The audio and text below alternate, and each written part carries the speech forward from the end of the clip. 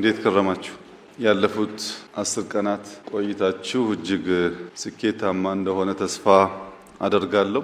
እንደዚህ ያሉ ቆይታዎች እንደ እያንዳንዱ ግለሰብ ምዘና ውጤታቸው የሚለያይ ቢሆንም በጥቅል ሲወሰድ የተሳካ ነበር ብሎ ማሰብ የሚያስችሉ ፊድባኮች አሉ።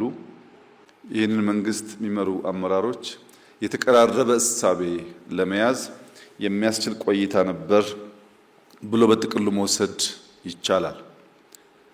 የዛሬው የማጠቃለያ ገለጻችን የሚያጠነጥነው የመደመር መንግስት እንዴት ያለ እሳቤ እንዳለው፣ እንዴት ስራ እንደሚከውን፣ ምን ሊያሳካ፣ ምን እንደሚሸከም በግርድፉ ለማሳየት እሞክራለሁ።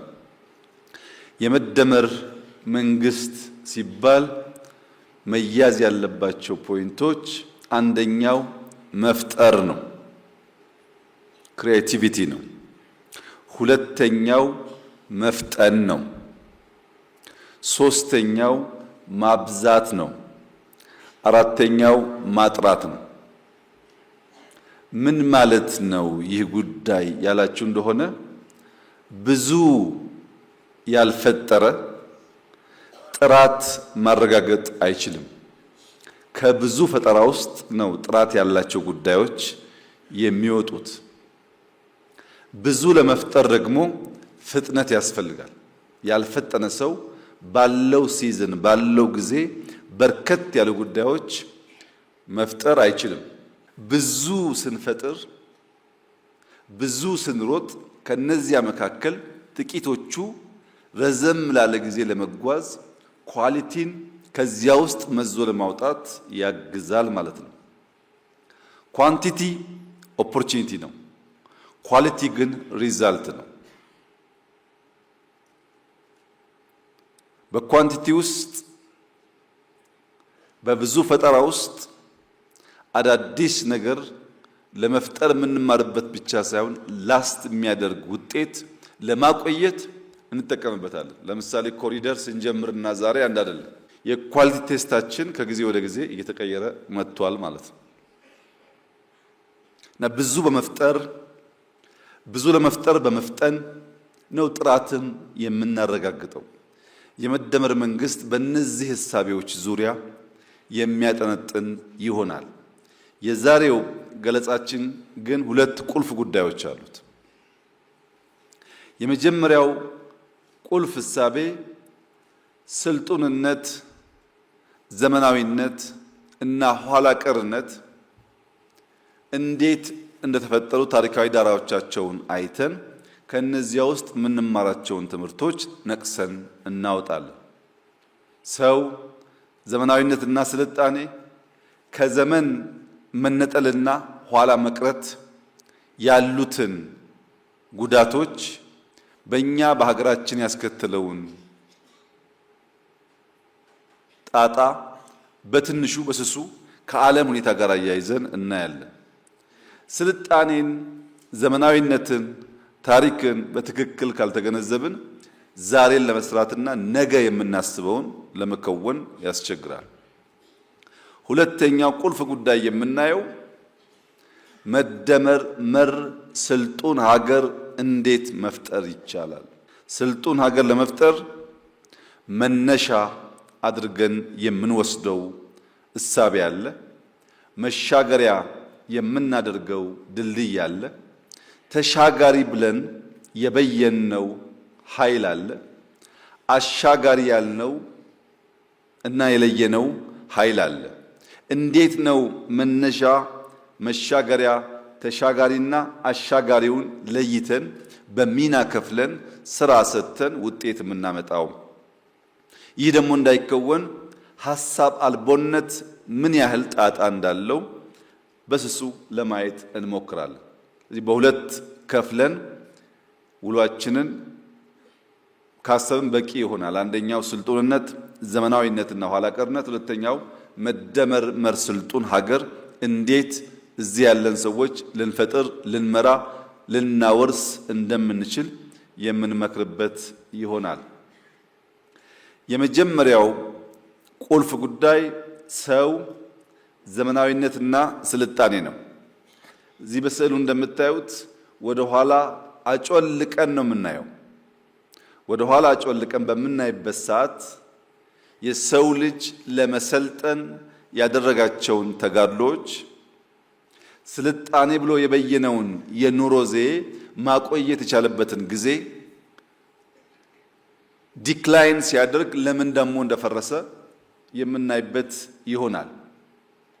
የስልጣኔ ጉዞ ማጥናትና መረዳት ለምን ያስፈልጋል? አንድ የመለወጥ የማደግ የመሻሻል ትልም ያለው ሀገር የስልጣኔ ጉዞን ወደ ኋላ መለስ ብሎ ማየት የሚያስፈልገው ዋናው ምክንያት ሳሙኤል ሃንቲንግተን እንደሚለው የሰው ልጅ ታሪክ የስልጣኔ ታሪክ ነው። ታሪክ የሚባለው ጉዳይ ራሱ የሱልጣኖችና ስልጣኔያቸውን በበላይነት መናገር ማስጨበጥ የቻሉ ግለሰቦች ስብስቦች እውነት ነው እንጂ የብዙ ተሸናፊዎች የብዙ አሸንፈው መናገር ያልቻሉ ኃይሎች የተረሱ በርከት ያሉ ጉዳዮች ይኖራሉ። የሰው ልጅ ታሪክ የስልጣኔ ታሪክ ከሆነ መፈተሽ የሚያስፈልግበት ዋናው ምክንያት ማህበረሰብ፣ ግለሰብ፣ ሀገር፣ አህጉር ብላይንድ ስፓት አላቸው።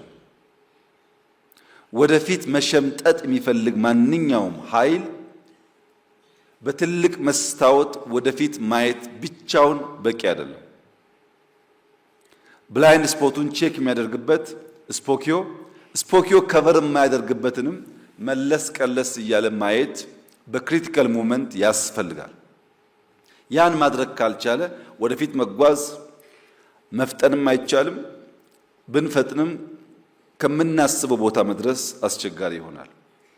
ወደፊት ለመሸምጠጥ ወደ ኋላ አልፎ አልፎ ማየት አስፈላጊ እንደሆነ ሁሉ ዛሬን በትክክል ለመረዳት ምንድነው አሁን ያለንበት ሁኔታ፣ የቆምንበት ባህል፣ እምነት፣ እሴት፣ ተቋማት እንዴት ተፈጠሩ፣ በምንስ መንገድ አድገው ዛሬ ላይ ደረሱ የሚለውን ጉዳይ በቅጡ መመርመርና ማወቅ ይጠይቃል።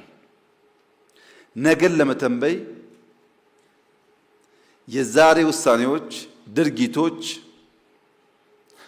ትልሞቻችን የሚፈቱበት መንገድ ምን አይነት ነገ ሊፈጠር እንደሚችል ሙሉ በሙሉ እንኳ ባይሆን ከሞላ ጎደል ግንዛቤ እንድንይዝ ያስችላል። አብርሃም ሊንከን ስለ ወደፊት ጊዜ ሲጠየቅ the best way to predict your future is to create it ይላል። ስለ ነገ የተሟላ ነገር ለመናገር የምትችለው በምትሰራው ስራ ነው። ዛሬ በምትሰራው ስራ ነው፣ በመፍጠር ብቻ ነው።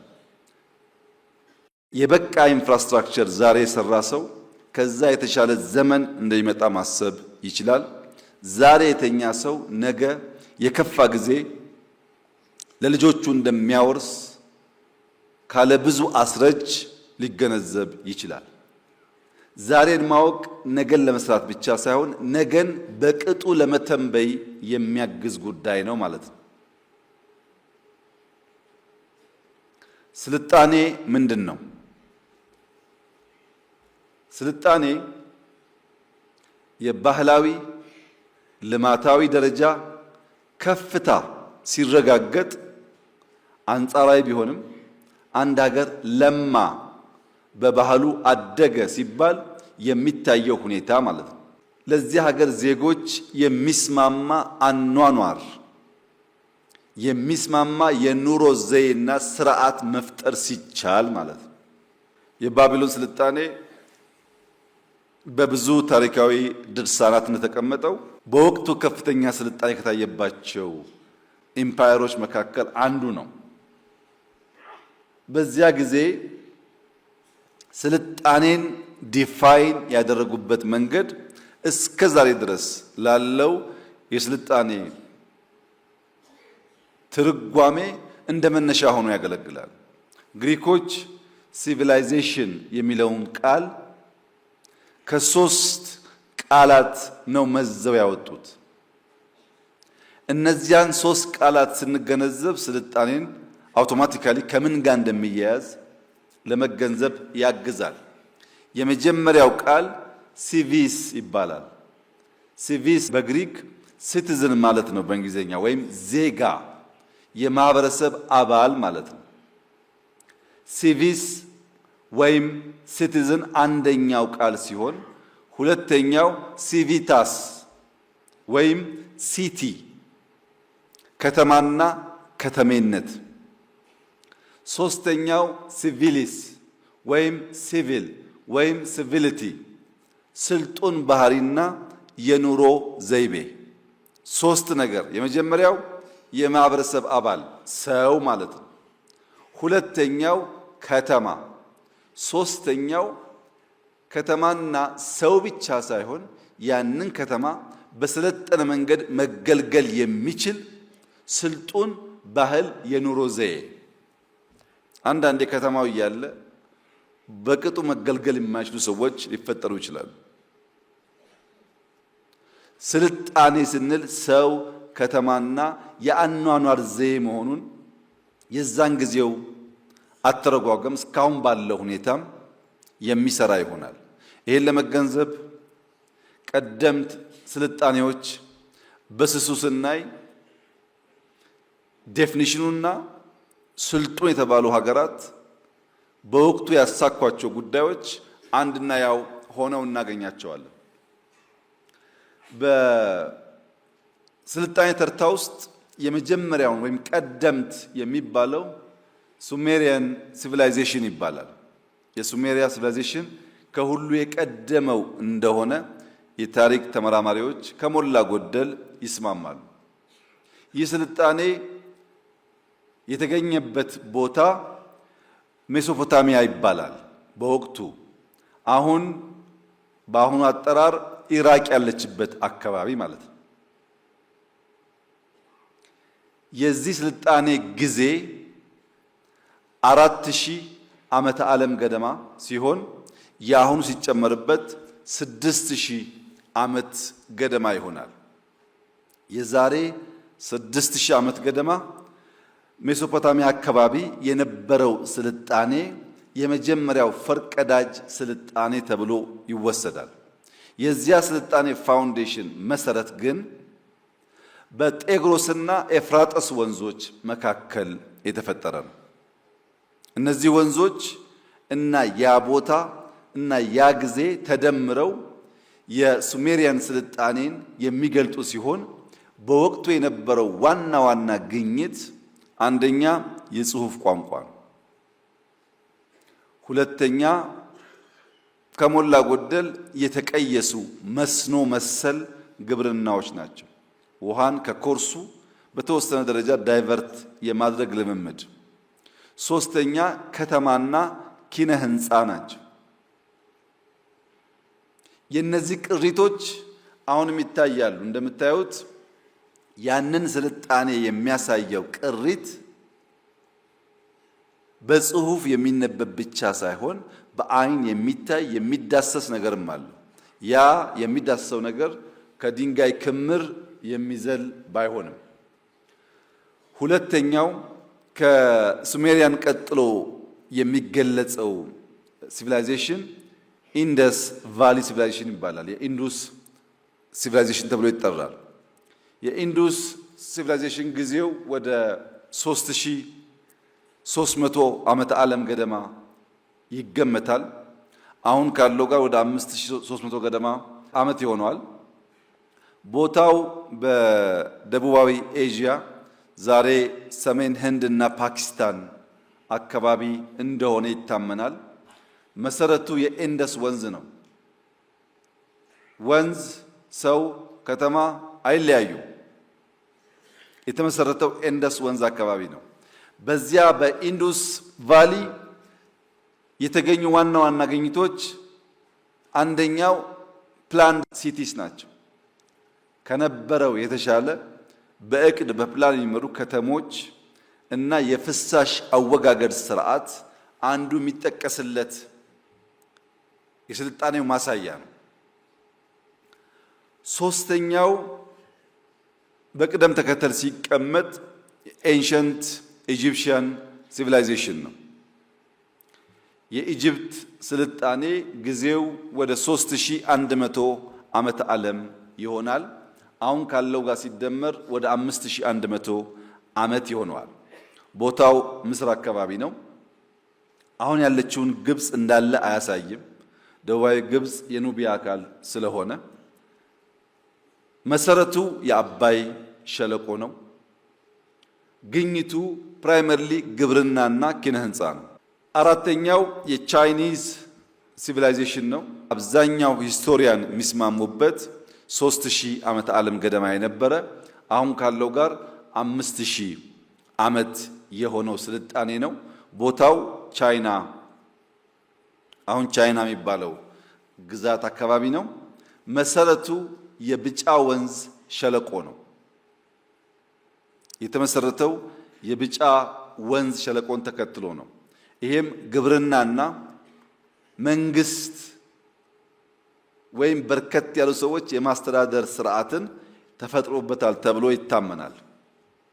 የሁሉም ስልጣኔ ኮመን ቫሪያብል የወሰዳችሁ እንደሆነ አንደኛው ድንጋይ ነው። ድንጋይ ማረሻ ነው። ድንጋይ የጦር መሳሪያ ነው። ድንጋይ መከላከያ ነው። ድንጋይ በድንጋይ ቤት መስሪያ ነው። ራሱ መጥረቢያውም ድንጋይ ነው። የሁሉም ስልጣኔ መሰረት ድንጋይ፣ ውሃ፣ ሪቨር፣ በርከት ያሉ ሰዎች ሰብሰብ ማለት ከነሱ መሰብሰብ የተነሳ ደግሞ መንደሮች፣ ከተማዎች የመገንባት ልምምድ ይታያል።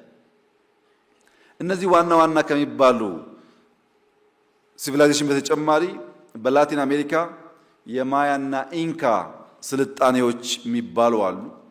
በሰሜን አፍሪካ የኤንሸንት ካርቴጅ ሲቪላይዜሽን የሚባል አለ። በምስራቅ አፍሪካ ኑቢያ፣ ኩሽ፣ ፑንት፣ አክሱም የሚባል አለ። ሌሎችም አሉ። በርከት ያሉ ስልጣኔዎች በየቦታው የሚገለጹ አሉ።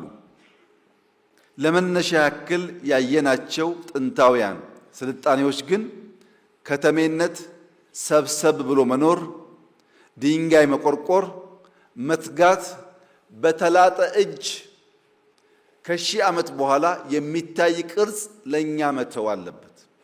እጁ ሳይላጥ ለበርካታ ሰዓት ሳይፈጋ ለትውልድ የሚታይ ነገር ማቆየት አይቻልም።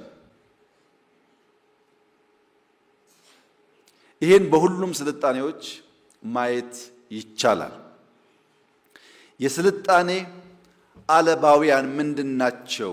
ኤሌመንትስ ኦፍ ሲቪላይዜሽንስ ምንድናቸው ሲባል አንዱ ከተማነት ነው፣ ከተሜነት ነው። ከተማና ከተሜነት የዳበረ የኑሮ ዘይቤን፣ ማህበራዊ መስተጋብርን የሚፈጥር ነው። ሼክስፒር if not the people what the city ይላል።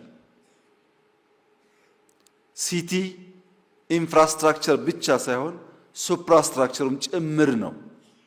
ያማረ መንገድ ያማረ ህንፃ ኖሮ ሱፕራው ካልተሰራ የተሟላ የሲቲን ውበት ማየት አንችልም።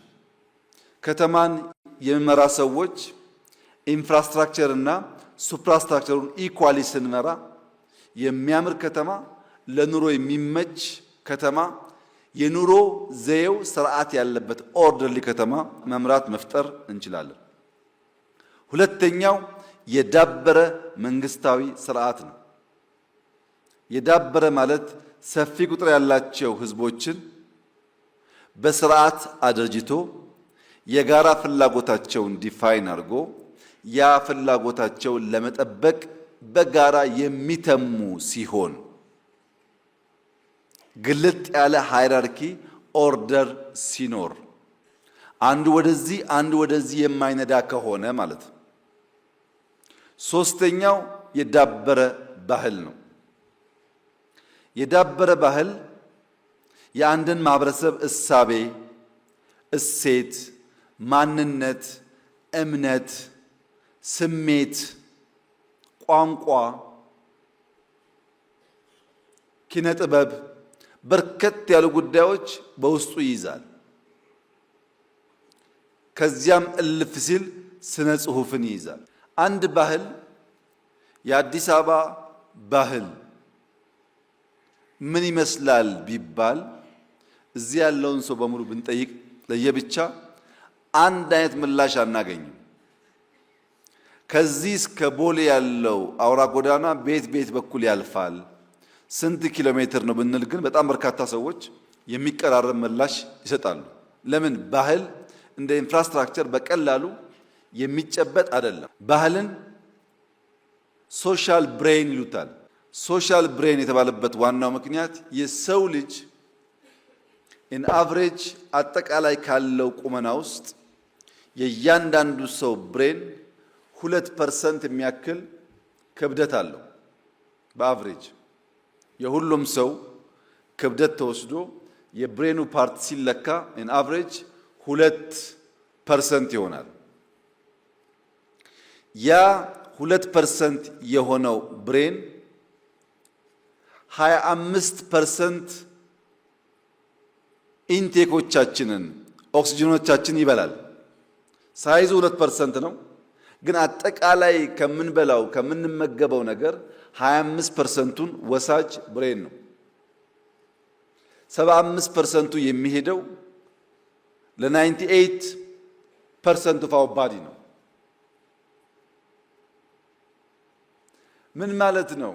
ያ የማናየው ወደ 30 ቢሊዮን የሚጠጋ ሴሎች በውስጡ ያጨቀው ብሬን ክብደቱ 2% ሆኖ 25% ኦክሲጅን ይበላል ሲባል ምን አድርገን ነው ያላችሁ እንደሆነ ብትሰሩም ብታወሩም ይበላል።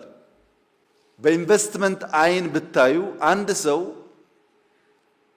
100 ብር ኢንቨስት አድርጎ 25 ብሩ የሚውልበትን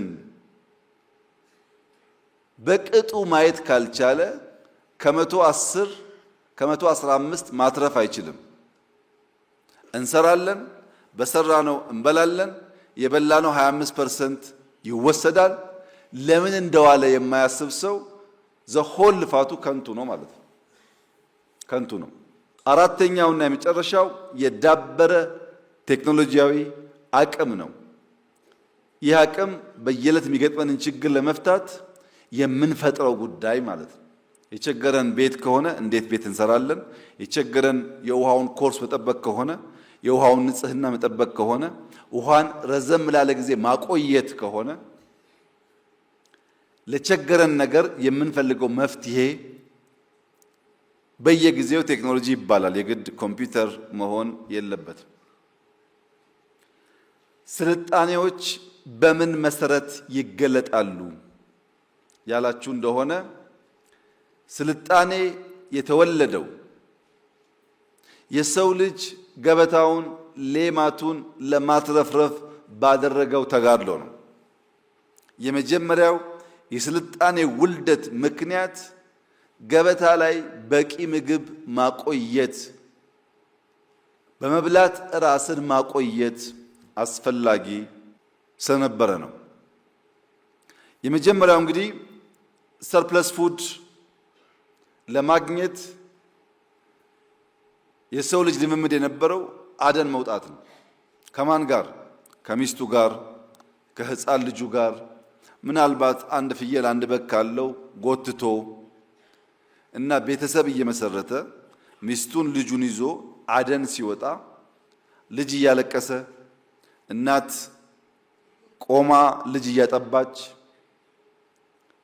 በሚኖረው መስተጓጎልና ዝግታ በዕለቱ ወጥተው አድነው መመለስ ሲገባቸው ስለዘገዩ ብቻ ማደን እየተቸገሩ መጡ።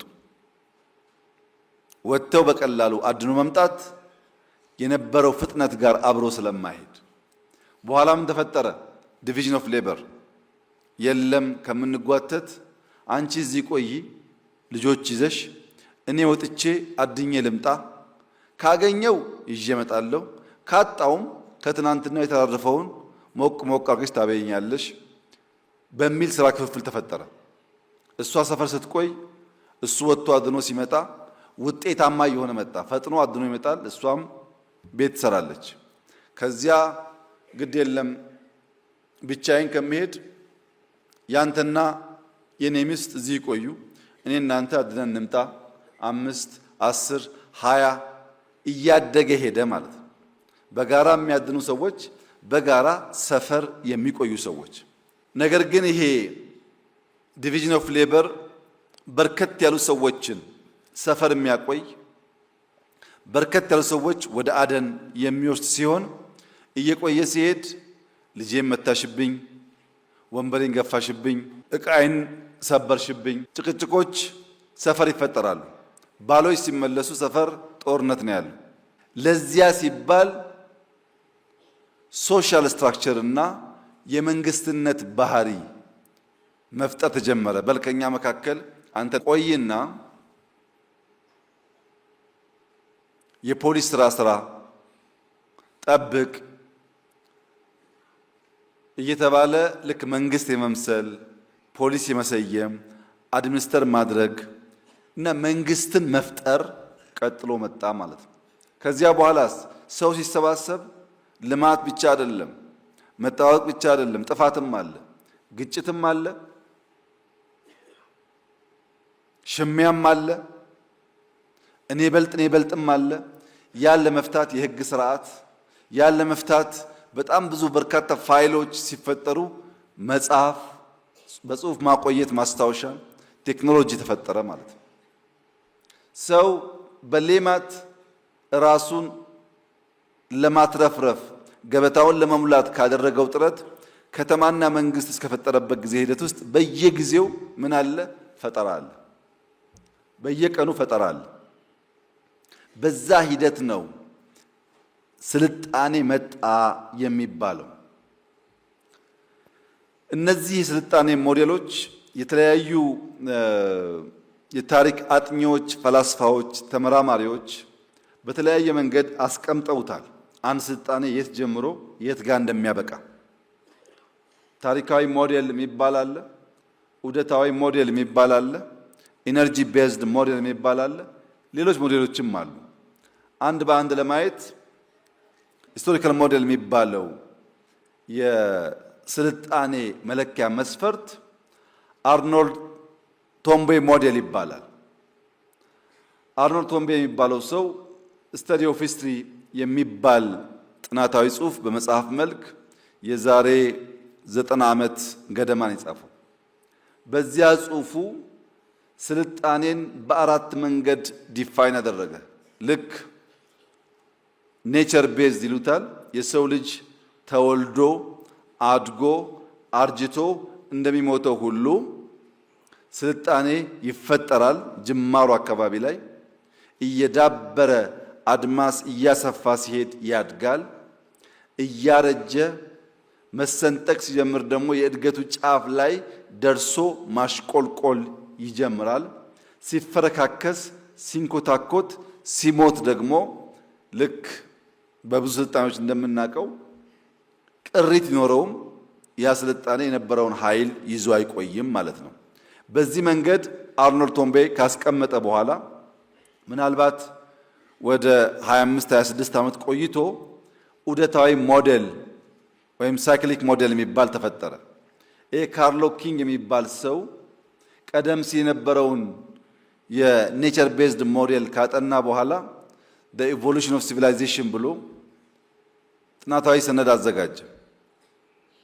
በዚህ ሰነድ ላይ ያስቀመጠው ምንድነው? እያንዳንዱ ስልጣኔ በድንገት አይወለድም። ከትናንትና ማንነቱ ይጸነሳል። ኮንሲቭ የሚደረገው ከትናንትና ከነበረ። ለምሳሌ ደርግ ጽንሰቱ የሞናርኪ ዘመን ነው። ከሞናርኪ ጥፋት፣ ልማት የተማረውን ተምሮ ማንነቱን ፈጠረ። የሚቀጥለውን በዚያ መንገድ እንደማለት ነው። አንድ ስርዓት ዝም ብሎ አይወለድም። ካለ ስርዓት ድካም፣ ስንፍና፣ ካለ ስርዓት የማድረግ አቅም ውስንነት ራሱን አድርጅቶና አሻሽሎ ብቅ ሲል ኮንሲቭ ያደረገው የተጸነሰው በቀደመው ውስጥ ነው። በኋላ ግን ይዳብራል፣ ይስፋፋል። መስፋት ሲመጣ ደግሞ ናቹራል ስለሆነ ግጭት ያቆጠቁጣል። ግጭትና ጠብ እየሰፋ ደግሞ ሲሄድ መፈረካከስ፣ መበስበስ ይመጣል። ውስጣዊ ድክመቶች ለነዚህ ሁሉ መውጣትና መውረድ መንስኤ ይሆናሉ። በሰባት ከፈላቸው። የቅድሙ በአራት ከፈላቸው ከውልደት እስከ ሞት። ይሄኛው ደግሞ ጽንሰትን ጨምሮ ግጭትን ጨምሮ ትንሽ የሳይዝ እና ክሬቲቪቲን ቤዝ አድርጎ ሰራው። ሶስተኛው ሞዴል በትንሽ ቴክኖሎጂካል እና አምቢሽየስ የመምሰል ነገር አለው። ካርዳሺቭ ስኬል ይባላል። ራሻዊ ሰው ነው። ካርዳሺቭ የሚባለው ሰውዬ ስልጣኔ መለካት ያለበት በኢነርጂ አጠቃቀም ነው ይላል። አንድ ሀገር በሚጠቀመው ኢነርጂ ልክ ስልጣኔውን መናገር ይቻላል ብሎ ዜሮ ታይፕ ሲቪላይዜሽን የሚባለው በሆም ፕላኔት ላይ በምድር ላይ ያለን ኢነርጂ አሟጦ የማይጠቀም ማንኛውም ሀገር በዜሮ ስልጣኔ ደረጃ ላይ ነው ያለው ይላል። ምን ማለት ነው? የሆም ፕላኔት ኢነርጂ ሶርስ ሲባል ቮልካኖን ይጨምራል፣ ሃሪኬን ይጨምራል፣ ኤርዝኪክ ይጨምራል።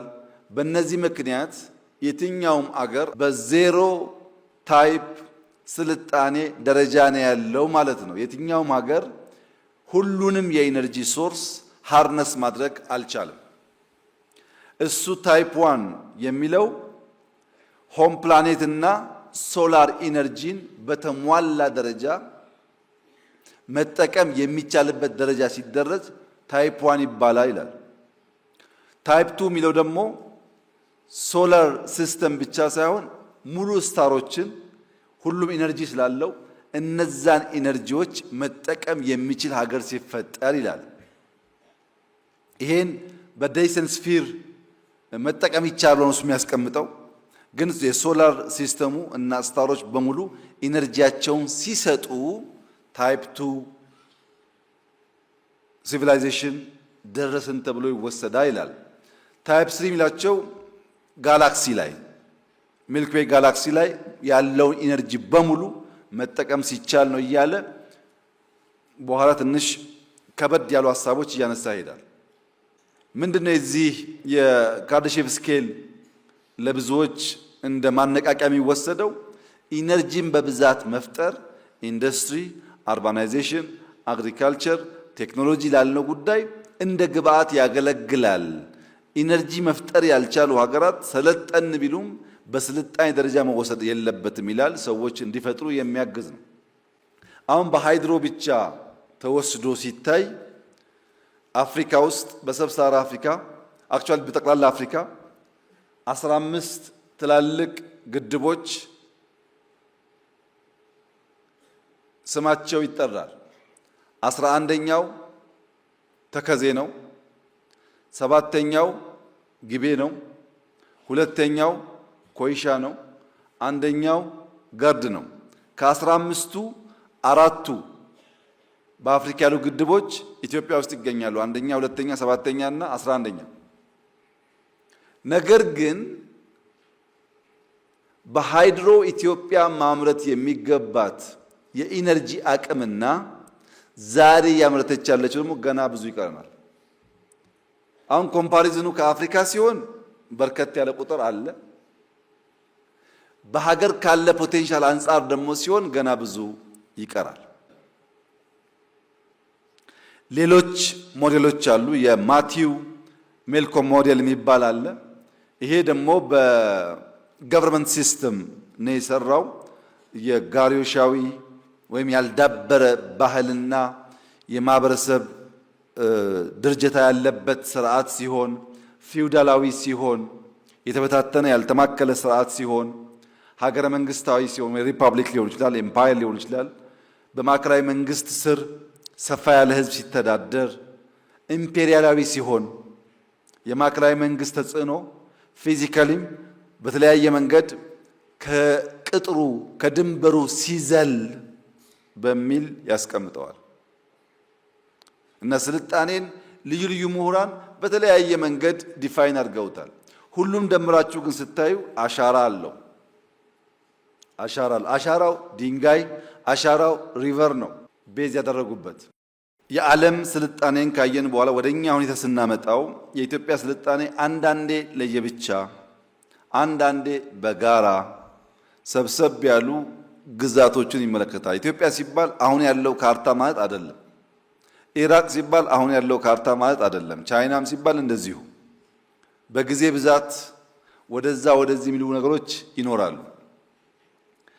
ያም ሆኖ የኢትዮጵያ ስልጣኔ የሚያድግባቸው ዘመናት የኢትዮጵያ ስልጣኔ ዲክላይን የሚያደርግባቸው ጊዜዎች በጥቅል ሲታዩ የቮይስ እና የኖይዝ ኮምፒቲሽን ነው።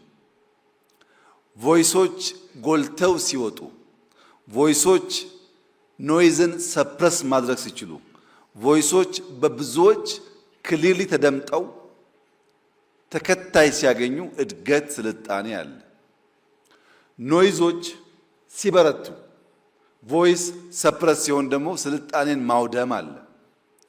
ኖይዝ እና ቮይስ ሲተካከሉ መሳ ለመሳ ሲጓዙ ያዝ ለቀቅ ይሆናል። መሄድ መመለስ፣ ሁለት መራመድ አንድ መመለስ ይሆናል። እዛው ባለበት ሂድ አይነት ነገር ይፈጠራል። እንዴት ነው ቮይስ ጎልቶ ኖይዝ ሰፕረስ የሚሆነው ያላችሁ እንደሆነ ወደ አምናው ሄዱና ናሬሽን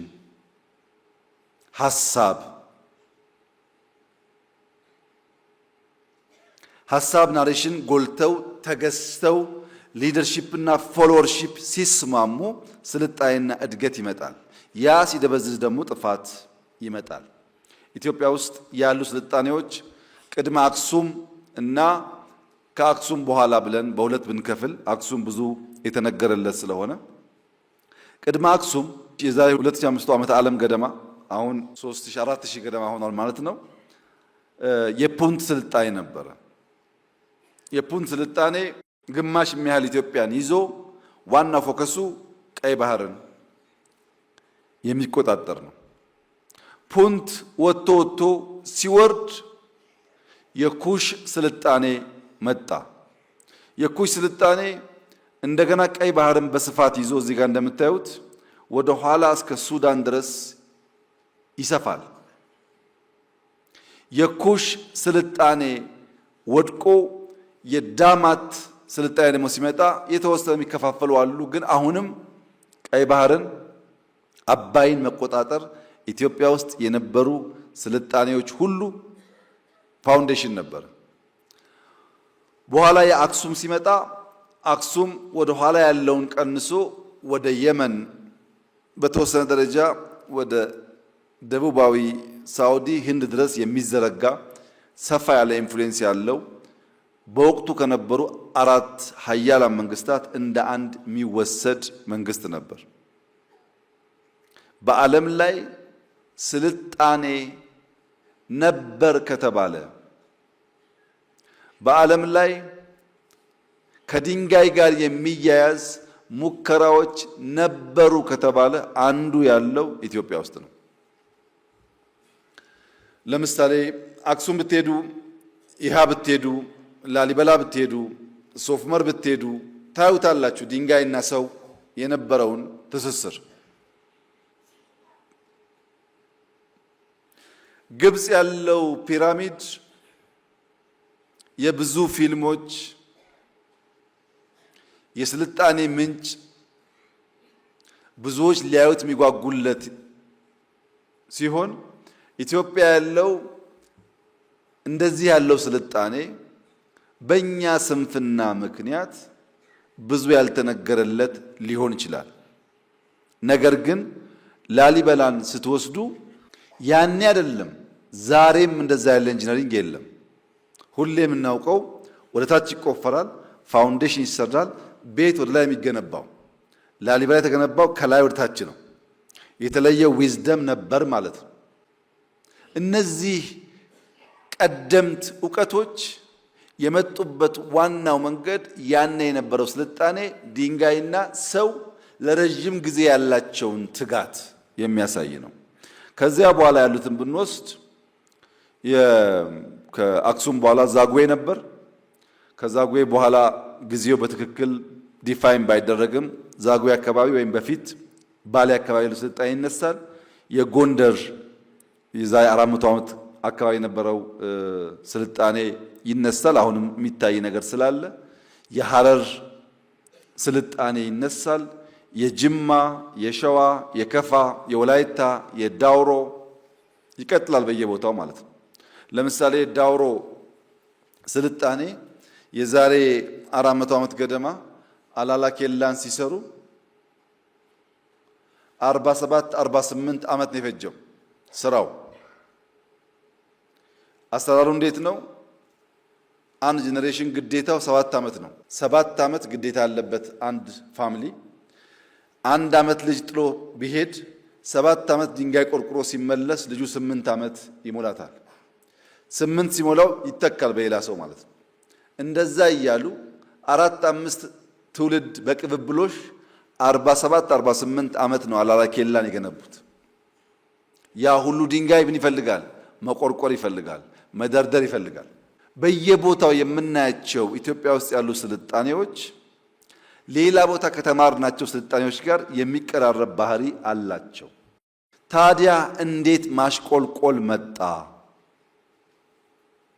ስልጣኔ ከነበረ እንዴት ማሽቆልቆል መጣ ያልን እንደሆነ ውጫዊ ምክንያት አለ፣ ውስጣዊ ምክንያት አለ፣ የመንግስታት መዳከም አለ፣ የህዝብ ብዛትና የአቅርቦት መሳሳት።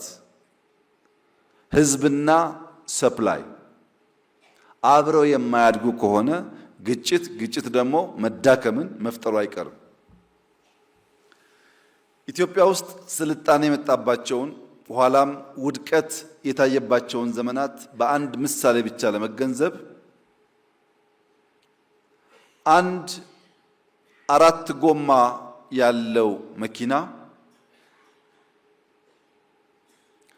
ከዚህ ተነስቶ የሚፈልግበት ቦታ ለመድረስ ቢያንስ 4 ሁነኛ ነገሮች ይጠበቁበታል። አንደኛው የመኪናው 4ቱም ጎማ ተመጣጣኝ ሳይዝ መኖር አለበት። 3ቱ መካከለኛ ሆነው የሚኒባስ ጎማ ሆነው አንደኛው የትራክተር ጎማ ቢሆን መፍጠን ቀርቶ መጓዝ አይችልም። because ትልቁ ትንሾቹን ይገለብጣቸዋል። ጎማው መመጣጠን አለበት። የጎማው ሳይዝ በከፍተኛ ደረጃ የሚለያይ ከሆነ የአንደኛው ማደግ ወይም ማነስ ሌሎቹ የመውደቅ ጦስ ሊሆን ይችላል። ሁለተኛው መመዘኛ አንድ ላይ መሽከርከር አለባቸው። 3ቱ ጎማ እየተሽከረከረ አንደኛው ቢነክስ ባይሽከረከር መኪናው ወደፊት ሳይሆን የሚሄደው የነከሰው ጎማ ስለሚጎትተው አደጋ ሊያስከትል ይችላል። እኩል መሆን አለባቸው። 4ቱም መሽከርከር አለባቸው። 3ኛው በአንድ አቅጣጫ መሄድ አለባቸው። 2ቱ ወደፊት 2ቱ ወደ ኋላ ከሆነም አይቻልም፣ አይደርሱም። 4ኛ እኩል ስፒድ ያስፈልጋቸዋል። እያንዳንዱ ጎማ በእኩል ፍጥነት መጓዝ የማይችል ከሆነ የአንደኛው መፍጠን የአንደኛው መዘግየት አደጋ ያስከትላል። ተመጣጣኝ ሳይዝ፣ አንድ ላይ መሽከርከር፣ በአንድ አቅጣጫ መጓዝ፣ በእኩል ፍጥነት መጓዝ ያስፈልጋል። ወደ ብልጽግና አምጡት። የኢትዮጵያን ብልጽግና ህልውና ለማረጋገጥ የምንፈልግ የኢትዮጵያን ብልጽግና መስራት መሰረት መጣል የምንፈልግ ከሆነ በእኩል መሮጥ ይኖርብናል። አንድ ሀገር ከሌሎች ኋላ ቀረ የሚባለው ፖለቲካዊ፣ ማህበራዊ መስፈሪያዎች ስላሉ በእነዚያ ከፍ ካለው ሀገር ዝቅ ብሎ ሲገኝ፣ በኢኮኖሚ በቴክኖሎጂ ከፍ ካሉ ሀገራት ተርታ ዝቅ ብሎ ሲገኝ ኋላ ቀር ይባላል።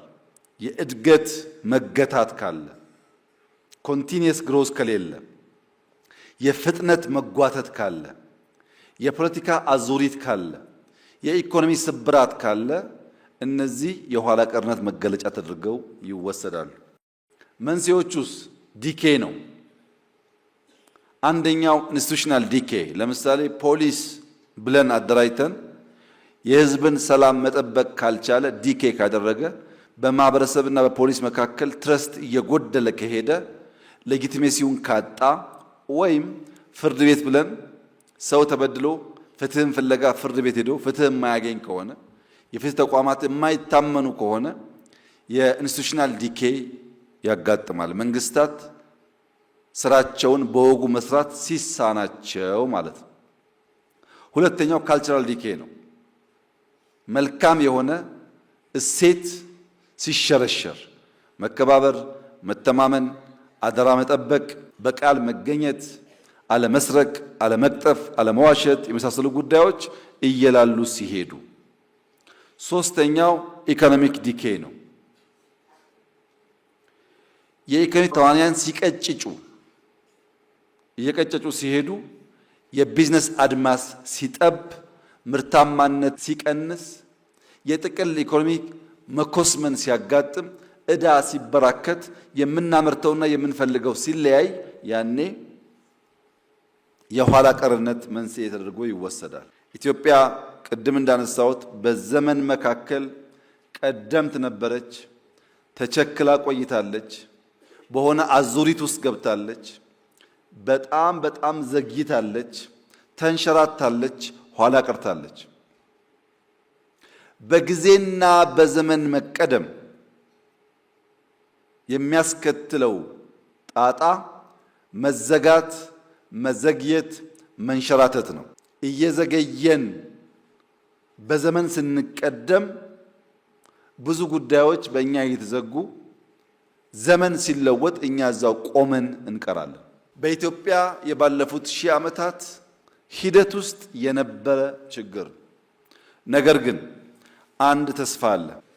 የኢትዮጵያን መዘግየት፣ ማሽቆልቆል፣ መድከም፣ መደህየት ብንናገርም 3000 ዓመት ፕላስ እያነሰች እየሰፋች እየቆመች እየተነሳች እንደ ሀገር መቆየቷ ደግሞ የባሰ ስላለ እሱ ቢያንስ እንደ መልካም ነገር ይወሰዳል ማለት ነው። ከነችግሩም ቢሆን ሀገር አለን እኛ። ከነችግሩም ቢሆን ቢያንስ እንደዚህ ሁሉም ብሔር ያለበት ስለ አንድ ሀገራዊ ፍላጎት መነጋገር እንችላለን። ስለዚህ ምንም እንኳን የከፉ ጉዳዮች ቢኖሩም አሁንም ሀገር ነን። አሁንም መነጋገር መቻላችን ተመልሰን ለመነሳት ተመልሰን ለማደግ ተስፋ ነው። የባሰ ስላለ ከፈረሱት ስለምንሻል በመቆዘም ብቻ ሳይሆን በተስፈኝነትም ማየት ይገባናል ማለት ነው።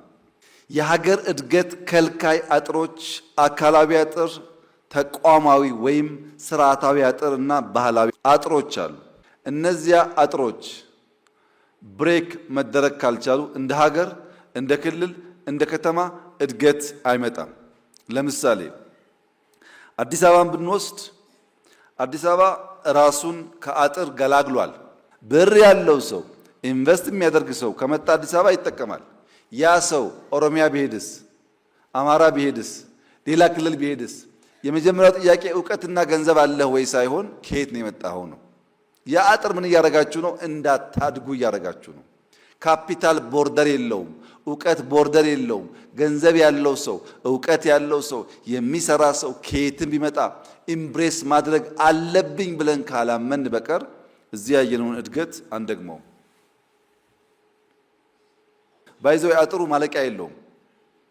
ወደን ኦሮሚያ ከሆነ ጅማ ከኢሉባቦር ከሐረር ከወለጋ ሃንት ማድረግ ይቸገራል። አማራም ከሄዳችሁ እንደዚሁ ነው። በነገራችን ላይ በኢንቨስትመንት ብቻ አይደለም ሃንት ማድረግ የምንቸገረው። በዩኒቨርሲቲ ፕሬዝዳንትም ቢሆን ጎንደር ውስጥ አንድ ጎበዝ ዩኒቨርሲቲ ፕሬዝዳንት ቢኖር እሱን ሃንት አድርጌ ደሞዝ ጨምሬ ጅማ መውሰድ አልችልም። የግድ የጅማ ልጅ መሆን አለበት። ባይችልም ዕውቀትም አጥረን ገንዘብም አጥረን ማደግ ፈልገን አብሮ አይሄድም። እድገት የሚመጣው ዕውቀትና ገንዘብ ያለበትን ቦታ አነፍንፈን ስንስብ ነው፣ ስንገፋ አይደለም። የትኞቹም ያደጉ ሀገራት ብትወስዱ የትኞቹም ዕውቀትና ገንዘብ ያለበትን በከፍተኛ ደረጃ ሀንት ያደርጋሉ። ይሄ አጥር ተቋማዊ አጥርና ባህላዊ አጥር ከኛ እምነት፣ ከኛ ቋንቋ፣ ከኛ እሳቤ ውጭ ያለው ወደ ውጭ የሚለው እሳቤ ሌላ አጥር ነው። ብዙ ለማወቅ ብዙ ለመማር ፍላጎት የለም። በነገራችን ላይ አሁን ባሉ ጥናቶች የሰው ልጅ እድሜው 70፣ 80፣ 90 ሲጠጋ አልዛይመር እንዳይዘው የመዘንጋት የመርሳት በሽታ እንዳይዘው 2-3 ቋንቋ ማወቅ ጠቃሚ ነው ይባላል። ሳይንሳዊ ግኝት ነው። 2-3 ቋንቋ የሚያውቁ ሰዎች እድሜያቸው እየገፋ ሲሄድ አንድ ቋንቋ እንደሚያውቅ ሰው አይደለም የመጠቃት አቅማቸው። የሚንቀሳቀስ ሰውም እንደዚሁ። ያ ችግር እንዳይመጣ መንቀሳቀስ፣ መልቲፕል ቋንቋ መልቲፕል ባህል ለማወቅ መሞከር ጠቃሚ እንጂ ጎጂ ነገር አይደለም። በሳይንስም ተረጋግጧል፣ በልምድም ይታወቃል። አጥሮቻችንን ብሬክ እናርግ። ለምሳሌ ድሬዳዋ፣ ሐረር አካባቢ ስትሄዱ 4-5 ቋንቋ ጀስት ማንም መንገደኛ ይችላል። ጣሊያንኛ፣ ፈረንሳይኛ፣ እንግሊዝኛ ምናምን አረብኛ ይሞክራሉ። እነዛ ሰዎች 4-5 ቋንቋ የሚናገሩ ሰዎች ዛሬ በስተርጅና እንኳን ብታገኟቸው ልክ እንደ ሊቅ፣ እንደ አዋቂ፣ እንደ ጠበብት ናቸው። ዛሬ እንኳን ከብዙ አንግል ስለሚማሩ ለመማር የሚያቅ የሚችል ኢምብሬስ ለማድረግ አለመሞከራችን ትንሾቹ ያሉትም እየሸሹ አለቁ ማለት ነው። እነዚህ አጥሮች መሰበር አለባቸው። ልማት የሚያመጣ እስከሆነ ድረስ፣ ዕውቀት የሚያመጣ እስከሆነ ድረስ፣ ሰላም የሚረብሽ ከሆነ አታስጠጉ። እሱ ጥሩ አይደለም። አጥር ያስፈልጋል። ልማት የሚያመጣ ከሆነ ግን በድንበር ዕውቀት ማቆየት ጉዳት አጥር ለዘጋው ሰውዬ እንደሆነ ማሰብ አስፈላጊ ነው። ለስርዓት ስብራት ዋናው ምክንያት ለለውጥ ዝግ መሆን። ለውጥ የሚባል ነገር ለማድመጥ፣ ለመጠየቅ፣ ለመመርመር፣ ለማንበብ ዝግጁ ያልሆኑ ዝግ ሰዎች አሉ። ምንም ነገር ከነሱ እሳቤና ፍላጎት ውጭ ሲሆን አላስፈላጊ አድርገው የሚያስቡ። ሁለተኛው የተዛባ የለውጥ ጥያቄ፣ የቸገረውን ትቶ ያልቸገረውን ለመፍታት የሚጥር ማህበረሰብና ግለሰብ እንዲሁ ለስብራቱ ዋነኛ ምክንያት ይሆናል። ሶስተኛ አፍራሽ የለውጥ ሂደት፣ ማፍረስን እንደ ግብ መያዝ። በመጀመሪያው ፓርት ምን አየን? ስልጣኔ፣ ታሪክ፣ ሰው ያላቸውን መስተጋብር በዓለም ስልጣኔ የሚበየንበት የሚመረመርበት በሃይራርኪ የሚታይበት እነማን እንዴት ሰለጠኑ የሚባልበትን ነገር ካየን በኋላ ወደኛ ሁኔታ ስናመጣው ኢትዮጵያ ውስጥም ያ የስልጣኔ ቅሪት እንደነበረ በማስረጃ ማየት ቻል።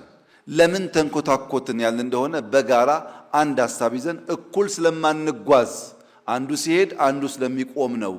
ያን ማድረቅ፣ ማስተካከል፣ ማረም ያስፈልጋል። ለምን የኢትዮጵያን ብልጽግና ለማረጋገጥ እያንዳንዱ ሰው በተሰጠው እና ባለው ጊዜ ሳይሆን ከዚያ በላይ የሚተጋ መሆን አለበት።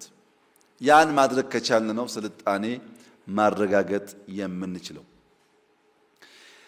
ዛሬ ያለችውን ኢትዮጵያ ካለችበት አረንቋ አውጥቶ ስልጡን ሀገር ለማድረግ ፍቱን መድኃኒቱ መደመር መር መንግስት ነው። ኢትዮጵያ ውስጥ ታሪክ አለ፣ የታሪክ ቅሪት አለ፣ ጥንታዊነት አለ። ነገር ግን የሚታይ የሚጨበጥ ስልጣኔ የለም። ለምን? ታሪክ እንደ ወንዝ ነው፣ ፈሳሽ ነው፣ ወራጅ ነው። ስልጣኔውን ይፈልጋል፣ መገደብ ይፈልጋል፣ መቀየስ ይፈልጋል፣ ማረስ ይፈልጋል፣ ኢነርጂ ማምረት ይፈልጋል። ይሄ ደግሞ ድካምና ስራ አለው። ታሪክ ይፈሳል፣ ይሰለጥን ዘንድ ስራ ይጠይቃል። ካልሰራን ስልጣኔ አይመጣም። አባይ ታሪክ ነው፣ ንጋት ግን ስልጣኔ ነው። ንጋት ታሪክ በማውራት ብቻ ሳይሆን ታሪክ በመስራት ጭምር ያገኘነው ድል ነው። ደጋግመን እንደዚህ ያለውን ስራ ብንሰራ ታሪክ ብቻ ሳይሆን ስልጣኔን መጎናጸፍ፣ ማቆየት፣ ማሸጋገር እንችላለን ማለት ነው። ታሪክ ሞልቷል። ይህና የእናንተ ስራ ስልጣኔን ማረጋገጥ ነው። በስራ የመደመር ሚና በስልጣኔ ጎዳና አንደኛው ስብራትን መጠገን፣ ለሚቀጥለው ጉዞ መሰረት መጣል፣ ስልጣኔን የማስቀጠል ስራና አቅጣጫ መቀየስ ነው። እንዴት ይቻላል? ይሄ አንደኛ ሐሳብ፣ መነሻው ሐሳብ ነው። የመደመር እሳቤ እንደ ሐሳብ ዘር ነው። ይህንን ዘር በጊዜው በሚገባው ልክ በቦታው ከዘራ ነው ይበራከታል። ብናዘገየውስ ዘር አይሞትም፣ ዘር አይጠፋም። ግን ማምረት የሚገባውን ምርት እንዳናመርት ያደርገናል። እመኑኝ፣ የመደመር ሐሳብ ኢትዮጵያ እስካለች አይሞትም። እንዲህ ይደረጋል እንጂ አይሞትም። ነገር ግን ዛይ ባንጠቀምበት ዘር ነውና መራባት ሲገባው ዝም ብሎ ይቆያል። አሁን ብንጠቀምበት እየተባዛ ከኛ አልፎ ሌሎች የሚያግዝ ሊሆን ይችላል። ለምንድን ነው የመደመር ዘር አይጠፋም አይሞትም የሚባልበት ምክንያት? የመደመር እሳቤ ካለፈው ተምረንና አርመን መማር ብቻ አይደለም፣ የሚስተካከለውን አርመን በዛሬው ተጠቅመንና ተመስርተን የነገውን የምንሰራበት እና የምንረዳበት መነጽር ነው። ትናንትናን እማራለሁ አርቃለሁ ይላል።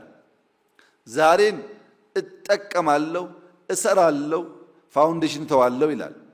ነገን ለልጆቼ አልቄ አሻሽዬ የተሻለ የስልጣኔ ፋውንዴሽን ሰጣቸዋለሁ ይላል። ይህን የማይቀበል የትኛው መንግስት ኢትዮጵያ ውስጥ ሰርቫይቭ ማድረግ አይችልም። ከዚህ ቀደም ይቻል ነበረ፣ አሁን ግን አይቻልም። ዘመን መዋጀት ማለት አሁን ያለውን ነገር መገንዘብ ማለት ነው። አሁን ያለውን ነገር የማይገነዘብ ሰው ሲጀመር መንግስት አይሆንም። ምክንያቱም የተቀየረ ዓለም ውስጥ ያልተቀየረ እሳቤ መምጣት አይችልም። የተቀየረ ዓለም ውስጥ ራሱን ቀይሮ የመጣ ደግሞ ካለ ትናንትናና ነገን ማያያዝ ግዴታው ይሆናል። ይህንን የማይቀበል ከሆነ በተሟላ መንገድ መሻቱን ሊከውን ሊያሳካ አይችልም። በተደጋጋሚ መደመር ማለት የሐሳብ የአቋምና የአቅም ድማሮ ነው። መደመር ማለት አንድ ሲደመር አንድ ሁለት ማለት አይደለም። ከዛ ይዘላል። የብዙ ነገሮች ድምር ውጤት ነው ብለን እናነሳ ነበር። የመደመር አዕማዶች በሰቨን ኤስ የገለጽናቸው የመጀመሪያው የአቅም ተደማሪነት ሲነርጂ ያልነው ነው። ሲነርጂ የአቅም ተደማሪነት ነው። የጊዜ ተደማሪነት ሲንክሮኒ ያልነው ነው። የስርዓት ተደማሪነት ሲስተም ያልነው ነው። የስልት ተደማሪነት ሲሜትሪ ያልነው ነው። ስልት ደምሯል፣ ስርዓት ደምሯል፣ ጊዜ ደምሯል፣ አቅም ደምሯል። ከዚያ ቀጥሎ ግን በ3ኤስ ያልናቸው የሚደምራቸው አንደኛ መዋቅር ነው፣ ሲንትሮፒ። መደመር በሲንትሮፒ እንጂ በኢንትሮፒ አያምንም። በመገንባት እንጂ በማፍረስ አያምንም። በመገንባት ማመኑ በራሱ በታሪክ ጉድኝትና ትስስር ውስጥ ያለውን ስፍራ በግልጽ ያመላክታል። ማንኛውም ታሪካዊ ሂደት ተገንብቶ መሸጋገር አለበት የሚለው እሳቤ ከሲንትሮፒ እምነት የመጣ ነው። ሌላውሳ የህይወት ተደማሪነት ሲምባዮሲስ። የመጨረሻው የራዕይ ተደማሪነት ወይም ሲኖፕሲስ ይባላል። ዋናውን ነገር በቀለለ መንገድ ባጠረ መንገድ የሚገልጠው ማለት ነው። እነዚህ 3S ያልናቸው ሲስተም፣ ስትራክቸር እና ስትራቴጂ ወይም ሲስተም፣ ሲሜትሪ እና ሲንትሮፒ የአቋም ድማሮ ሲሆኑ ሲነርጂ የአቅም ድማሮ ነው። አቅምና አቋም ሲደመሩ ጊዜና ህይወት ሲደመር የበለጸገ ሀገር ይፈጥራል። ያ ነገር ነው የኢትዮጵያን ብልጽግና እውን ሊያደርግ የሚችለው፣ የኢትዮጵያን መለወጥ እውን ሊያደርግ የሚችለው፣ የኢትዮጵያን መሻሻል እውን ሊያደርግ የሚችለው። ለምን? በሁሉም ውስጥ ይብዛም ይነስም የሚጠቅም እውቀት የሚጠቅም ሀሳብ ስላለ። ቀመሩስ ምንድን ነው? አንደኛው ማሰባሰብ፣ ዛሬ ላይ የሚገኙ ሀሳቦች፣ ሀብቶች፣ አቅሞች፣ ሙከራዎች ካሉ ሳይንጠባጠቡ ማሰባሰብ። ካልተሰበሰበ ይበተናል። እንኳን ሀሳብ እንኳን ሀብት እህል እንኳን በጊዜው በወቅቱ ሰብስበን ካላስቀመጥን ይባክናል። መሰብሰብ አለበት። ሁለተኛው ማከማቸት ነው። በትናንት ሀሳብ፣ በትናንት አቅም፣ በትናንት ሀብት ላይ ዛሬን መጨመር ማከማቸት እሱ ነው። ሶስተኛው ማካበት ነው። ለለውጥ ለብልጽግና የሚያበቃ ወረት ማጠራቀም፣ ዕዳን መቀነስ፣ የተሻለ ሀሳብ፣ የተሻለ አስተራር፣ የተሻለ ጅማሮ ማቆየት ነው። ይህን ማድረግስ እንዲሁ ቀላል ነገር ነው አይደለም። ሁልጊዜም ወጣ ያሉ ሀሳቦች ትናንት በነበረው ስልጣኔ፣ አሁን ባለንበት ዓለም፣ ነገም በሚፈጠረው ዓለም ውስጥ የሀሳብ ጅማሮን በፍጥነት ኢምብሬስ አድርገው የሚሄዱ ሰዎች ውስን ናቸው። መጀመሪያ ያላግጣሉ፣ መጀመሪያ ይስቃሉ፣ መጀመሪያ አቃቂር ያወጣሉ። እየደረመሰ ሲሄድ ግን ይከተላሉ። ለምሳሌ ሁላችሁም እንደምታውቁት በኢህአደግ የመጨረሻው ጉባኤ ሐዋሳ ላይ አዲስ አበባን እንደ ስሟ አበባ እናረጋታለን ሲባል ኢህአደጎች ነበሩና እንኳን እናንተ እኛም አልቻልናትም ነው ያሉት። ኮሪደር ሲባል የኮሪደር ዴቨሎፕመንት ሲባል እዚህ ፒያሳ አካባቢ ሲጀመር ብዙ ሐሜት ነበረ። የዛሬን ፒያሳ ያየ ሰው ግን በእርግጠኝነት ያንን ቋንቋ አይደግመውም። ምክንያቱም ክሪኤቲቭ ዲስትራክሽንስ ለመፍጠር ማፍረስ፣ አዲስ ለማውጣት አሮጌ መቀነስ የግድ የሚባልባቸው ሁኔታዎች እንዳሉ ስለሚያምን እኛ ጨክነን የያዝነውን መልካም ሐሳብና ስራ ስንቀጥል የማናቃቸው በርካታ ሰዎች ተከታይ ብቻ ሳይሆን የተከታይ መሪ ይሆናሉ። ቢኮዝ መደመር ሊደርሺፕ እና ፎሎወርሺፕ ያላቸውን ትስስር በተለየ መንገድ ነው የሚያየው። ማንኛውም አይዲያ በሊደርሺፕ ቢፈጠር መልካም ፎሎወርሺፕ ከሌለ አይከናወንም። በጋራ ሰልጥነን፣ በጋራ አይተን፣ በጋራ ሰምተን አንዱ ጋር የሚሰራው አንዱ ጋር የማይሰራበት ምክንያት የፎሎወርሺፕ ችግር ነው። ስንሰማ ከልብ እንስማ፣ ስንሰማ አሟልተን እንስማ፣ ስንሰማ ለመጀመር፣ ለመሞከር፣ ለመስራት እንስማ።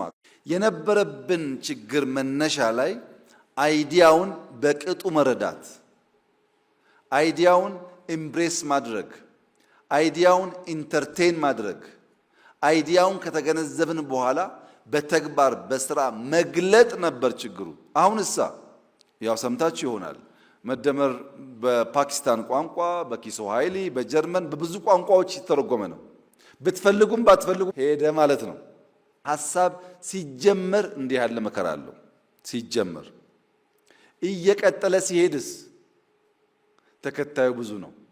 አደጋው የት ጋ ነው? አሁን አደጋው የሰው ልጅ የራሱን ድል ማሽሞንሞን፣ የራሱን ድል መሞሸር ሲጀምር ራሱን መግደል ጀመረ ማለት ነው። ዘር ተዘርቶ ካልበቀለ በቀር በቅሎ በብዙሃን ካልታየ በቀር አሸናፊ መሆን አይችልም። ለምሳሌ ሐረሪን አይታችሁ ከሆነ ሐረር ከተማ ሐረሪ ላይ የሰሩት ስራ እውነት ለመናገር በጣም በጣም በጣም ኢምፕሬሲቭ ነው፣ ከአዲስ አበባም በላይ። ለምን? አዲስ አበባ ይብዛም ይነስም እንደተባለው ብዙ አመራር አለ፣ ብዙ አይን አለ፣ ብዙ አጋዥ ይኖር ይችላል። እነሱ በራሳቸው አቅም በሌለ ሪሶርስ ያንን ህዝብ አንቀሳቅሰው ያስገኙት ውጤት ለብዙዎቻችሁ ትምህርት ይሆናል። ሐረሪ ተለውጦ አሶሳ ወይም ቦንጋ ወይም ጋምቤላ ባይለወጥ እውነተኛ ልብ ያለው ሰው መገምገም ነው። የሐረሪ ሪሶርስ እና የአሶሳ ሪሶርስ፣ የሐረሪን ሰውና የጋምቤላን ሰው መፈተሽ ነው። በየትኛው መመዘኛ ሐረሪ ከሌሎች ክልሎች ያነሰ ሳይዝና ሀብት ነው እንጂ ያለው የበለጠ የለውም። ባነሰ ገንዘብና ሰው እንደዚያ ያለውን ታሪካዊ ስራ መስራት ከቻሉ ሁላችንም ጋር ይቻል ነበር ማለት ነው። ሐሳቡን በትክክል ገዝተን ብንተጋ እና ሐሳብ መነሾ ነው፣ ዘር ነው። ሁለተኛውስ መሻገሪያ ነው። የመደመር መንገድ መሻገሪያ ነው። የመደመር ሐሳብ መነሾ ዘር ነው። መሻገሪያ ግን ድልድይ ውድ ነው። መንገድ መስራትና ድልድይ መስራት እኩል አይደለም። ድልድይ ውድ ነው። ለመሻገር ውዱን፣ ለመሻገር ከባዱን፣ ለመሻገር ውሃን፣ ሸለቆን ክሮስ ማድረግ ይጠይቃል። ዝም ብሎ መፍሰስ መንገድ ላይ ይቻላል። መሻገር ሲታሰብ ግን መሃል ላይ ጎርጅ አለ ማለት ነው። ያ ጎርጅ ድልድይ ዲማንድ ያደርጋል። ድልድይ ደግሞ ውድ ነው። የላቀ እውቀት ይፈልጋል፣ ትጋት ይፈልጋል። ስራውም እንደ መንገድ ቀላል አይደለም። ሸለቆን ለመሻገር የምናነሳቸው ጥያቄዎቹን የምንረዳበት መንገድ፣ የምንፈታበት መንገድ በጣም ወሳኝ ነው። ታላቁ የሀገራችን ጥያቄ፣ ዋናው ጥያቄ ምንድን ነው?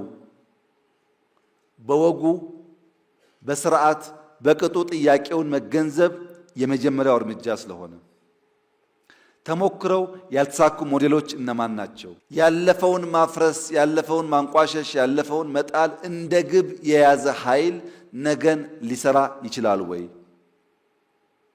እየደመሰሱ አዲስ መቅዳት ያዋጣል ወይ?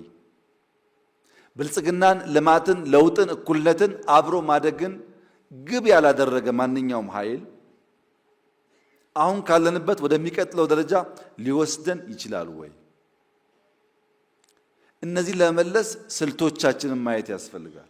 ስልቶቻችን አንደኛው የፈጠራ መንገድ ነው። ሁለተኛው የፍጥነት መንገድ ነው። ሶስተኛው የዝላይ መንገድ ነው። ከኋላ ቀርነት ለመውጣት፣ አዙሪትን ለመሻገር፣ የወረት ውስንነትን ቀንሰን ወረት ለማበራከት፣ የጊዜ ውስንነትን ለመሻገር፣ ትናንትን ከነገ ለማስተሳሰር የዛሬን ድልድይ መስራት በእጅጉ አስፈላጊ ነው። ዛሬ ያልተገነባ ድልድይ ወደ ነገ ስለማያሻግር የሚፈጠረው አዙሪት አንዳንዶች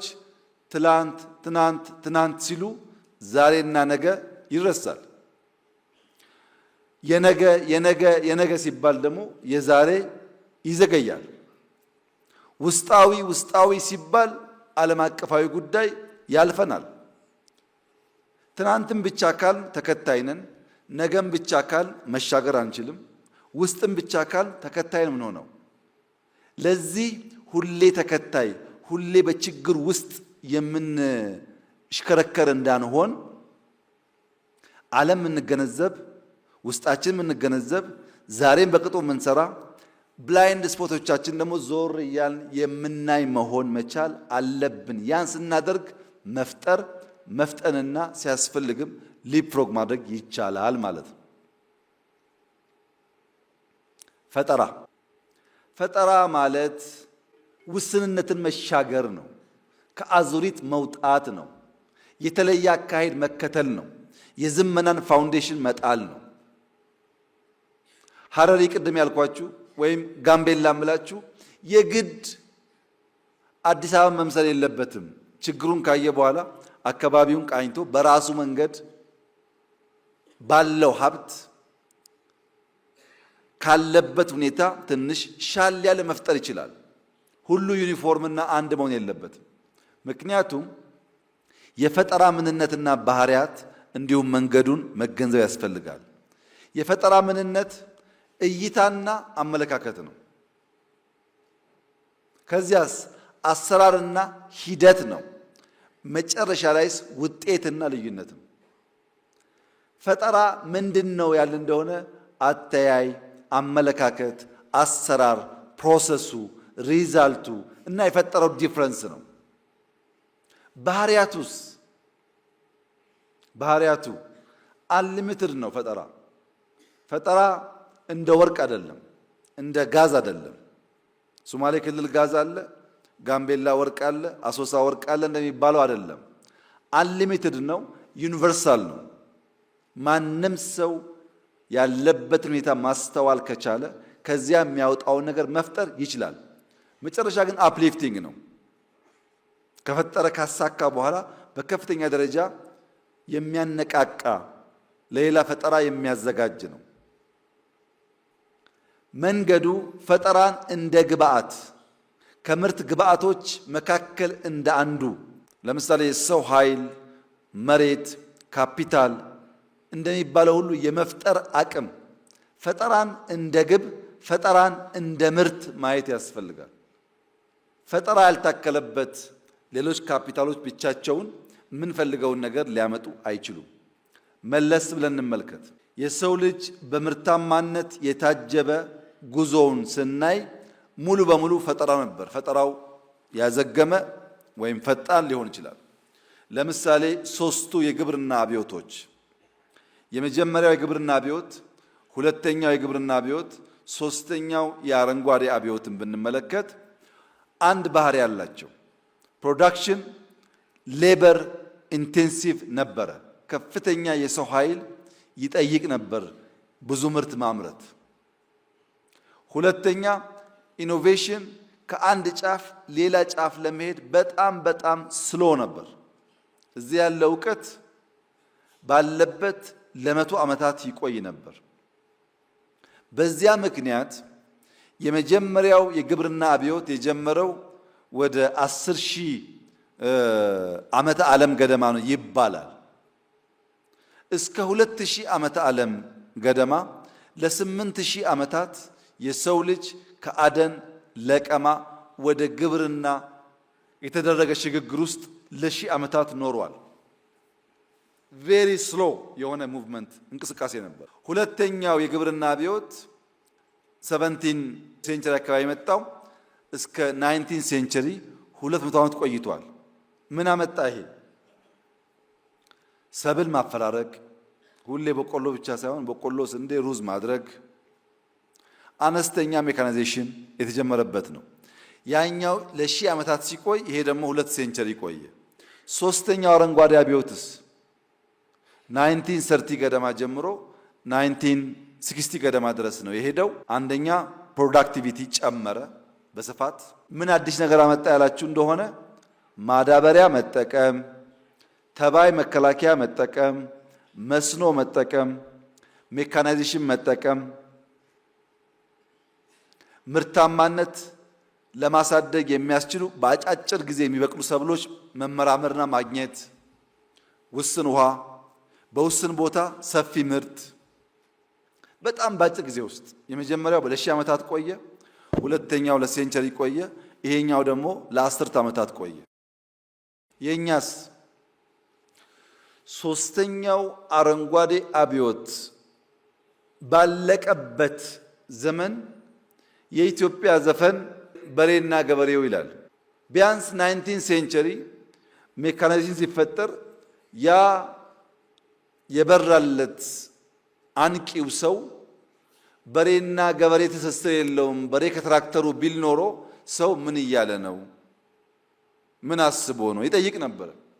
ግን ከአረንጓዴ አብዮት በኋላም ዘፈኖቻችን በሬና ገበሬው፣ ስዕላችን በሬና ገበሬው፣ ማረሻና ቀንበሩ ስለሆነ እዛው ቀረን ማለት ነው።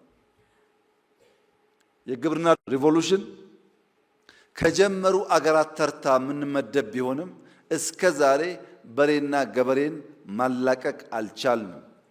ለምን? በፈጠራ የታጀበው መንገድ በጣም ስላግሽ ስለው ስለሆነ እኛ በዚያ ውስጥ ተጽናንተን መኖር፣ መቆየት፣ አለመስፈንጠር ልምምዳችን ስለሆነ። ሁለተኛው አምስቱ የቴክኖሎጂ አብዮት ነው። የመጀመሪያ የኢንዱስትሪ አብዮት 80 ዓመት ገደማ ነው የቆየው። ሁለተኛው ኤጅ ኦፍ ስቲም ኤንድ ሬልዌይስ የሚባለው ወደ 46 47 ወይም 50 ዓመት ነው የቆየው። ሶስተኛው ኤጅ ኦፍ ስቲል ኤሌክትሪሲቲ ሄቪ ኢንጂነሪንግ የሚባለው ደግሞ ከ1875 እስከ 1908 33 ዓመት የቆየው። ኤጅ ኦፍ ኦይል ኦቶሞቢል ማስ ፕሮዳክሽን በኋላ የመጣው ደግሞ 60 ዓመት ገደማ ቆይቷል፣ ግን ራሱን በጣም እያዘመነ እየለወጠ የመጀመሪያው አውቶሞቢል ሳይሆን በጣም ፈጣን በጣም ትላልቆች እየተፈጠሩ ማለት ነው። አምስተኛው ኢንፎርሜሽን ኤንድ ቴሌኮሙኒኬሽን አብዮት ነው። እስካሁንም ያለው በጣም በከፍተኛ ደረጃ የሊፍሮግ እያደረገ አሁንም ያለው እስከ ኤአይ ዘመን ያለው ማለት ነው። ምንድነው ከቀድሞ የሚለየው ያላችሁ እንደሆነ በፍጥነት ምርት እና ኢኮኖሚ አድጓል። ኢንፍራስትራክቸር ሰፍቷል። የሥራ አይነት ተቀይሯል። የአኗኗር ዘዬ ተቀይሯል። ከተሞች ተስፋፍተዋል። ኢንዱስትሪ ሰፍቷል።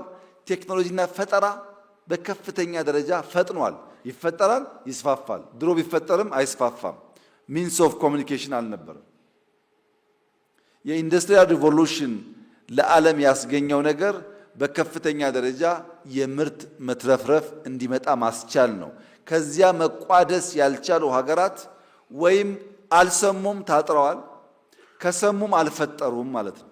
የዛሬ 3 ዓመት 4 ዓመት ዩኤቪ ድሮ ምናምን ስንል እንደምታስታውሱት ለብዙዎቻችን ተረት ነው።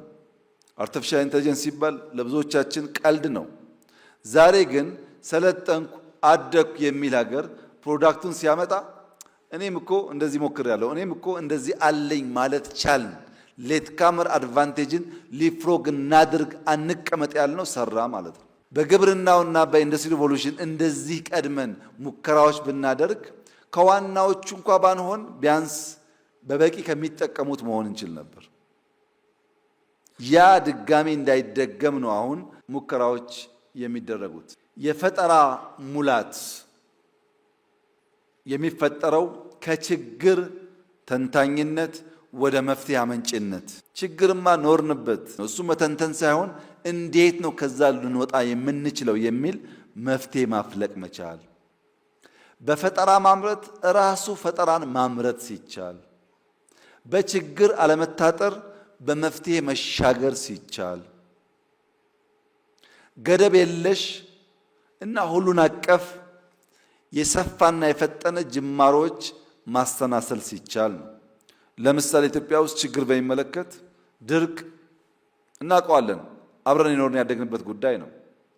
የተበጣጠሰ እርሻ እናውቀዋለን፣ ችግር ነው። የዝናብ ጥገኝነት እናውቀዋለን። የአየር ንብረት ለውጥ እናውቀዋለን፣ ችግሮቻችን ናቸው። ምን እድል አለ? ሰፊ መሬት አለ፣ የውሃ ሀብት አለ፣ የሰው ኃይል አለ። ይህንም እናውቃለን።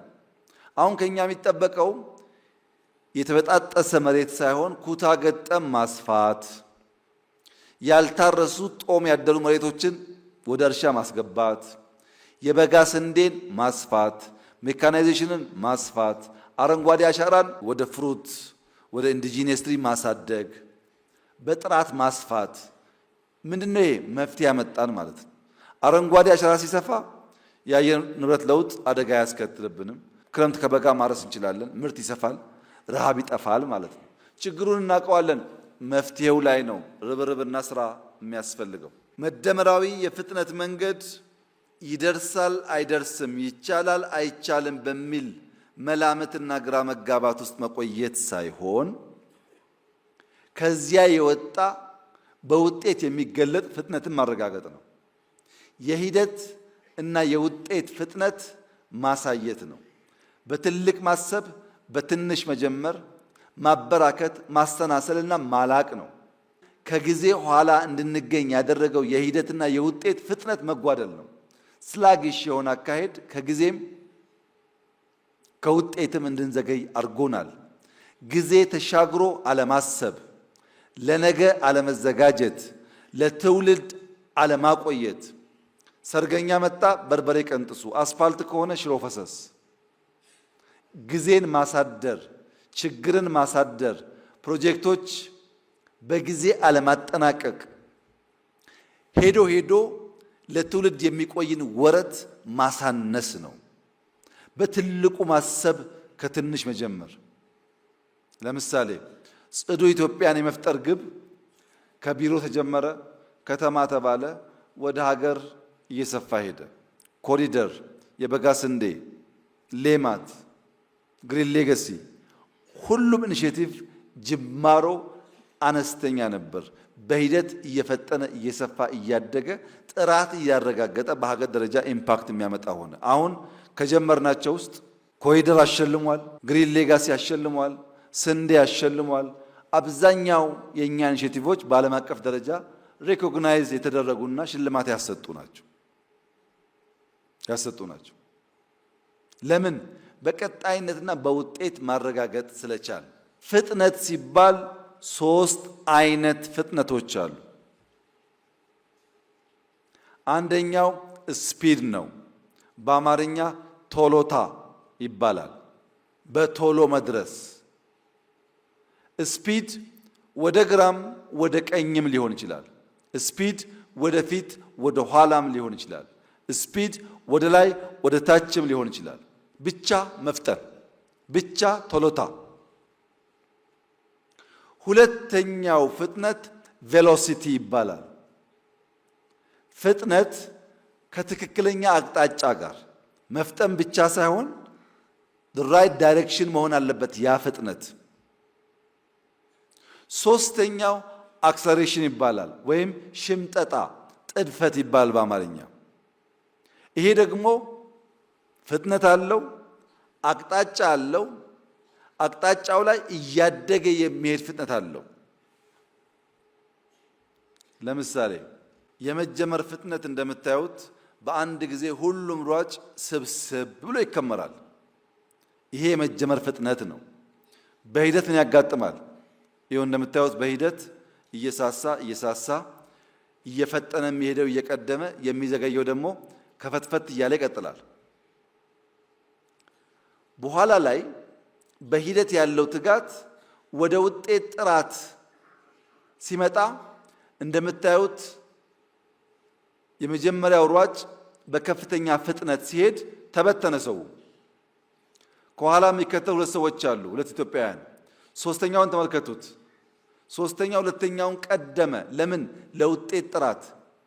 ቀድሞ ከፊት ያለው ግን ሰፊ ዲፍረንስ አላቸው። ሞፋራ በጣም ርቋል። እሱን ለመከተል የማስቀጠል ትሩፋት፣ በእያንዳንዷ ሰከንድ መፍጠን ብቻ ሳይሆን አክሰሌሬት እያደረገ እየጨመረ በመሄድ በመጨረሻ የፍጥነትን የትጋትን በቀጣይ የመልፋትን ውጤት ታዩበታላችሁ። ዲፍረንሱ እየጠበበ መጨረሻ ተመልከቱ።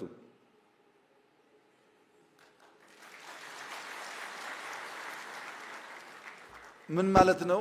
ሲጀመር ሁሉም ይሰበሰባል። በቀጣይነት ሳናቋርጥ የያዝነውን ቅን ሐሳብና መልካም ሐሳብ ይዘን የምንቀጥል ከሆነ ቀድሞ ከኛ ጋር አጃቢ የነበረው ታዛቢ ይሆናል። እኛ ስንጨርስ ታዛቢ ይሆናል። ያኔ አልመሰለኝም ነበር፣ በደንብ አልነገራችሁኝም ነበር፣ ችግሩ እኮ አነጋገራችሁ ነው፣ በደንብ ይገለጽልን ኖሮ እኮ እኛ የምንከተላችሁ ነበር ወደሚል ይሸጋገራል። ከእኔና ከእናንተ የሚጠበቀው የጀመርነው መልካም ዘር፣ የጀመርነው ፍጥነት፣ የጀመርነው ትጋት የተሟላ ፍሬ እስኪያፈራ ድረስ ባለማቋረጥ በቀናው ሐሳብ ቀን ከሌት ተግቶ ሰርቶ በስራ ማሳየት ነው። ያን ማድረግ ስንችል አብዛኛው የተራገፈ ብልጽግና የምንጨብጠው የምናሸተው የምናየው ፍሬ ለዜጎቻችን እየሆነ ይሄዳል ማለት ነው።